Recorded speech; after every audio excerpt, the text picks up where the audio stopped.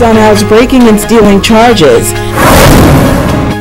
The Grand Bahama Environmental Association taking their campaign to another level. And leaders of the beauty industry meeting on Grand Bahama. The Bahamas Tonight Northern Edition starts now. This is the Bahamas Tonight, the Northern Edition. Good evening all, I'm Shashina Wolf-Parkinson. As always, it is so great to have you with us. Topping news this evening, 3 suspects believed to be involved in a major house-breaking ring were hauled before the court this morning on multiple charges. Here's the report. Less than a week ago, police officials spoke to the media about an intelligence-led operation that led them to a crack in a house-breaking ring.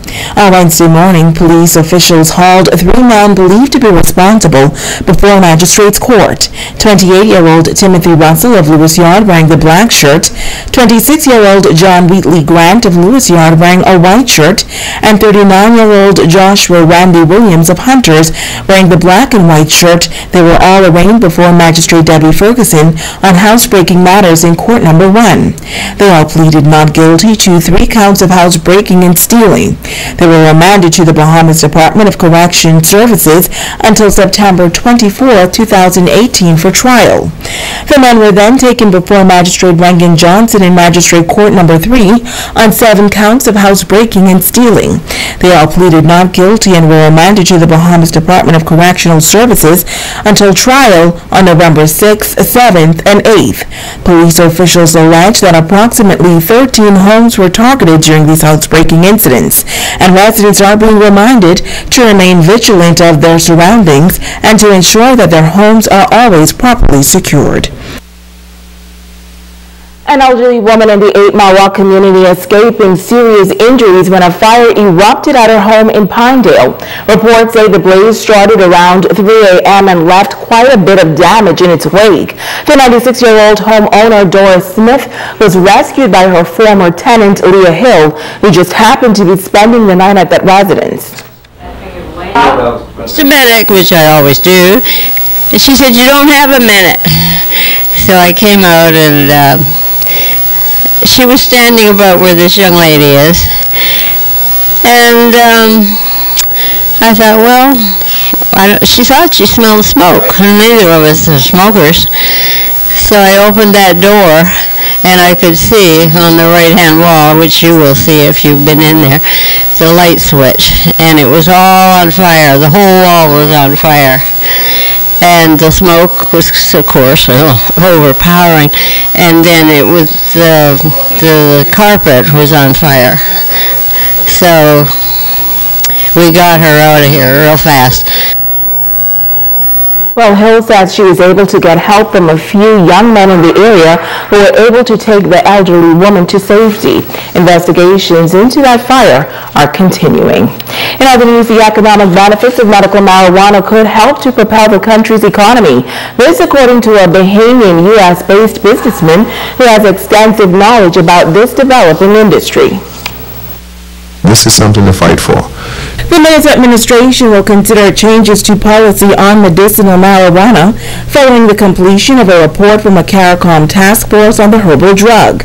And now that the conversation has sparked a heated debate, Bahamian entrepreneur of a U.S.-based company, Elliot Hepburn Marshall, says now is the time for Bahamians to make their voices heard.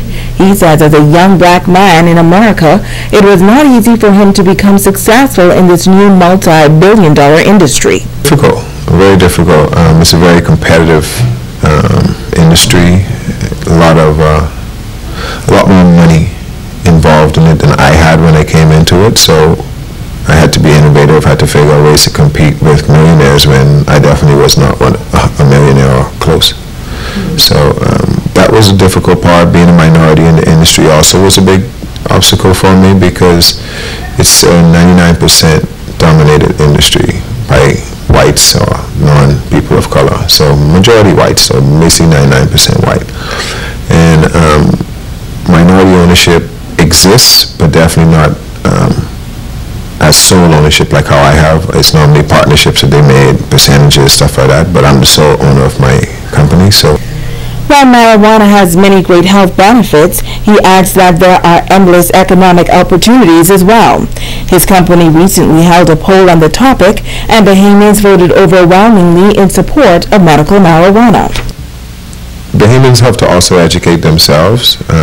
On top of the health benefits, this is also a wonderful economic opportunity for the Bahamas, especially for Grand Bahama. I'm from Freeport. We need some more options here, and this is a great economic engine for the country. And it's a multi-billion-dollar industry globally that Bahamians could possibly, if the legislators allow, have a path to licensing and to do global business, global opportunities. The technology that will come from this industry will change our country as well, and it won't only affect one sector of the community. It won't only affect people growing marijuana. So it's definitely a benefit, I feel, and with regulation we get to control access as well. He says about 35 different sectors could be created or positively affected by the legalization of marijuana, from accounting, advertising and marketing, compliance, events and conferences, extraction and processing equipment sellers, real estate, lab and testing services. With over a decade experience in the field, his desire is to be a part of the government's educational campaign committee. I feel as though I should be on the committee, as well as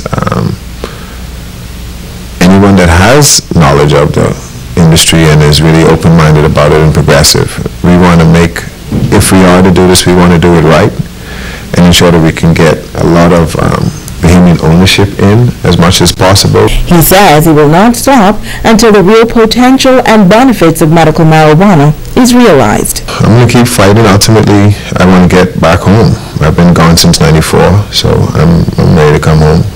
And I want to maintain my lifestyle. I want to continue to be able to help people when I get home. And the opportunities are endless. I'm hoping to do pharmaceutical grade testing and products out of here. A Bahamian-owned pharmaceutical company would be awesome.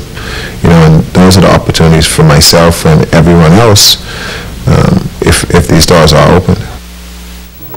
Meantime, the Grand Bahama Environmental Association preparing to turn up the heat as they continue to protest what they call environmental pollution in the Southern District. The communities in the south border of the industrial park and members of the association are adamant that proximity to that park could be having a negative impact on the residents.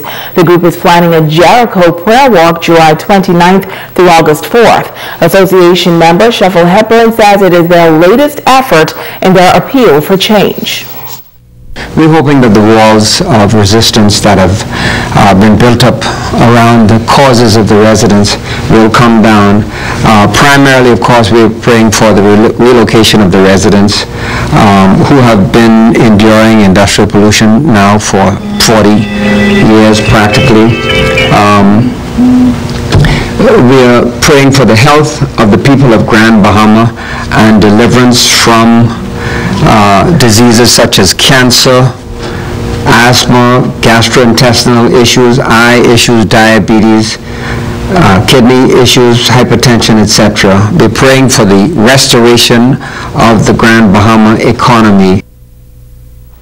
In addition to the walk, the association is also asking several churches in that southern community to prayer walk with them as they make their trek around the industrial park. Christian Council President is endorsing this prayer walk. As we partner with them in this prayer, we want to encourage the whole community, especially the church community, to be a part of this as we come together and pray for solutions to this vaccine problem that have been going on for a long time. I think I've been hearing about this problem from I was a younger person in Nassau, and to believe that it still exists today. And so I would encourage all of us, let's come together and pray. You're watching the Bahamas Tonight, the Northern Edition. Stay with us, there's more news right after this break.